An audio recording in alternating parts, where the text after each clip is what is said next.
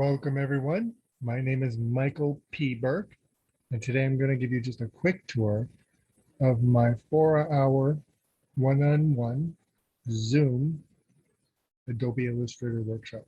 Basically, you and I jump on Zoom and you sign up for the free 7-day tour, free trial of Adobe Illustrator. You do that just before class. So you have 6 days to practice afterwards. And you sign up for that, and basically we both bring up Adobe Illustrator, and we have both join each other on Zoom, and we share screens. And I spend the first hour or so showing you only the basic tools you need to do what I do, and to ignore all the rest that are really for super pros and gamers and Disney folk. This is dumbed down to just for the novice, so that anybody can learn and yet do the quality work that I do, which is professional work. So that is what you'll be learning. And you'll basically be learning just a few handful of basic tools in here, such as selection tools and shape building tools, circles, squares, etc. Text, how to do the text that you see here and change the size and the type of text anything you want. There's hundreds of choices of font types. The eraser and scissor tool, pencil and paintbrush, or paintbrush and pencil tool, and eyedropper, how an eyedropper works. You just sample, click, and boom, sample the color. And there you go. And then how to make colors, a gradient. We'll go over in a minute over here as well.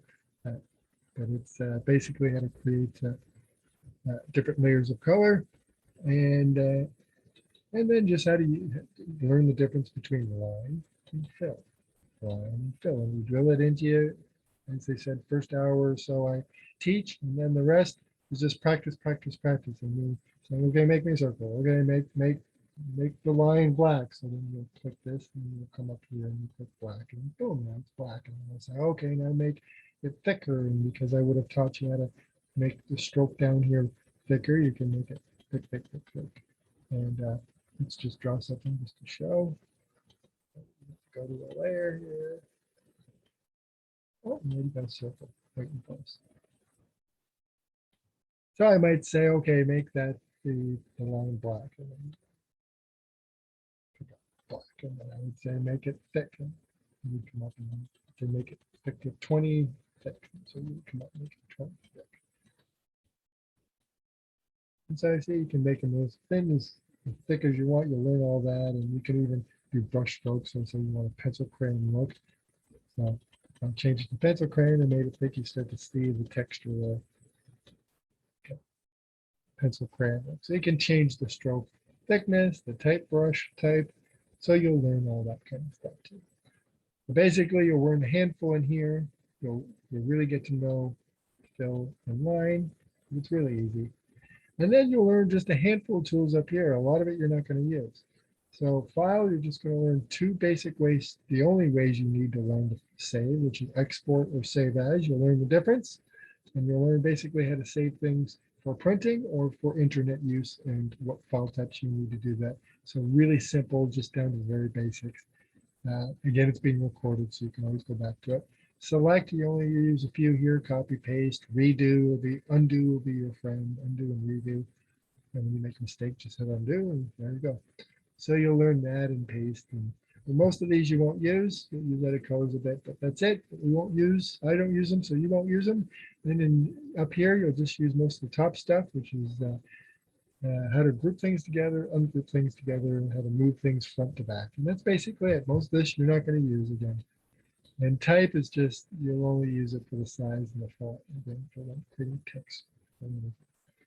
So you'll just use a couple of that, a couple of those. And effects, you can play around with the arrows. A lot of them are cheesy, but the one thing you will learn, the one I utilize so much and a lot of artists underutilize is the blur tool. It can create, so it will make you look like such an amazing artist beyond the level you're actually at by using blur and using the transparency tool we'll talk about in a minute. So we'll teach you those two just to beef up your game. But basically, it's taking an object like this, and then you come into the effects, and go to blur, The radial blur is if you want, like, you drop a pebble in water, it goes boom, and you get that circular ripple. That's, you would use that. Otherwise, for general blurring, you would use Gaussian, and you set how far. I got it set pretty high, and boom, now it's blurry. See? So a lot of different reasons you might want to make something blurry. In Japanimation, when they're doing characters, a lot of times you'll see two people standing on a street in a Japanese movie, Japanimation animated movie or TV show, and they're talking, but the people in the background on the street are smaller, and in the back and they're blurry, and that's how they make them look. The illusion that they're farther back across the street is they make them small and you make them blurry. So you just make your character small, blur it up, and you can do that Japanimation effect. But the other thing it really I use a lot is for lighting effects. So if you change it to say white, and then you blur it, or any color really, but just a plain color and then blur it. That's how you can create light behind, like say the moon, glow of the moon or the sun, or you can change it to yellow to do it on the sun, or you can do magic effects around things, or use orange or red to do around light, like fire or glow on fire or torches. So it's a great way for lighting effects, is using that blur tool. So blur is a fantastic tool you use in effects, and then view you might use zoom in, but that's it. The rest we don't use. And then we come over here, and you basically live in these three. Might as well talk about the other tool again. I mentioned the opacity tool with the blur tool. Between those two, you can really beef up your game.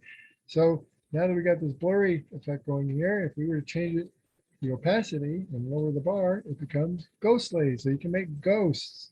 You can make reflections on water or mirrors or glass.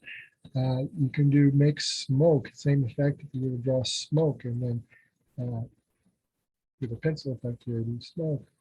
It's just badly drawn smoke, and then color, again with eyedropper,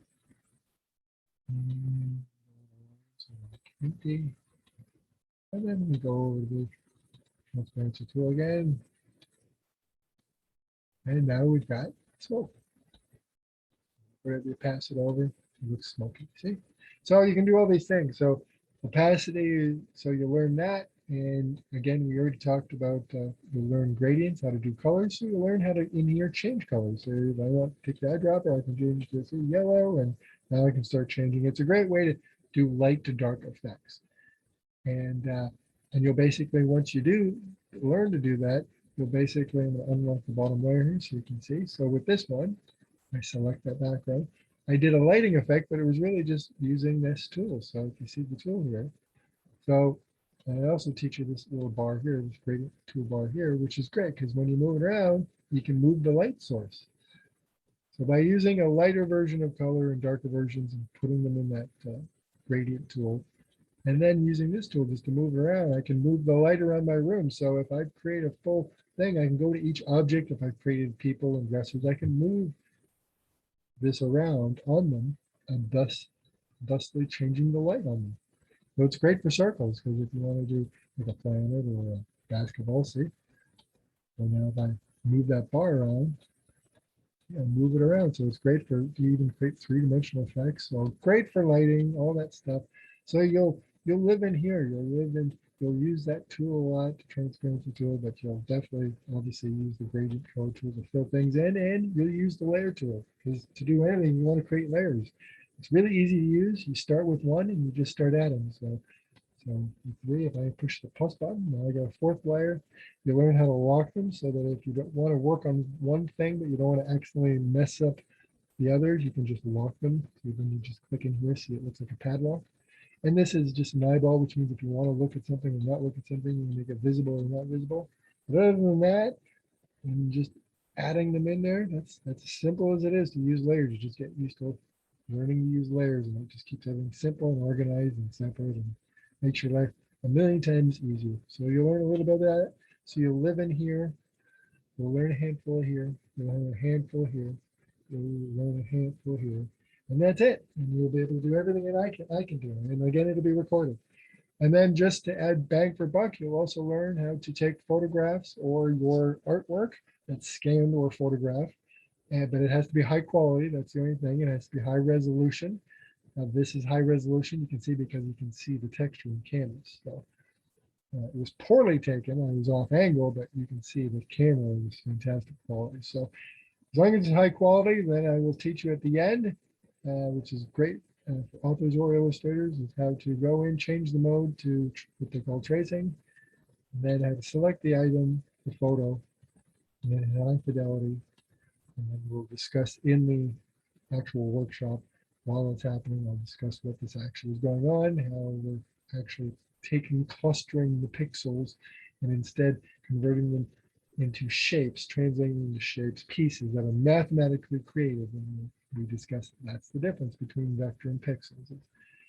Is with it, because it's creating and converting mathematically, it remembers, so I can then move that object and change the object and it remembers the math and there's no distortion. And it's also great because if you want to print something really small or print it really big, pixels, way too many limits.